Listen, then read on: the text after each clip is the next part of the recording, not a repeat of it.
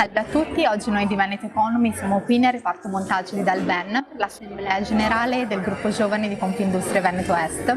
Con noi abbiamo Francesco Ongaro, amministratore di Trevi Group, vicepresidente del gruppo giovani di Confindustria Veneto Est e anche rappresentante di AXA come main sponsor dell'assemblea. Come domanda volevo chiederti quali sono gli aspetti per migliorare la fabbrica e far diventare la fabbrica appunto la fabbrica del futuro.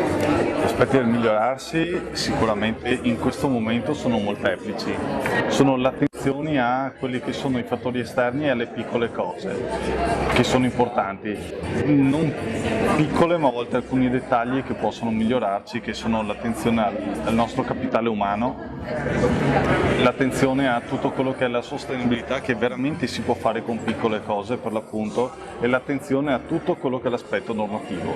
Spesso ci dimentichiamo di quello che è il cambio delle norme recenti e quindi tutto il concetto di codice di crisi d'impresa, gli ESG, che sono appunto temi che come azienda e anche lo sponsor che in questa occasione rappresento curiamo molto e stiamo accompagnando il gruppo giovani appunto per questo.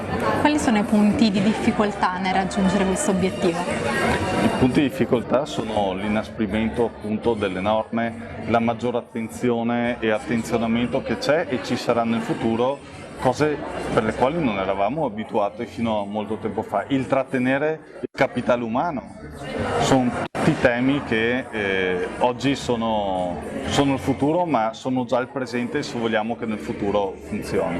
Bene Francesco, ti ringrazio e alla prossima. Grazie a te.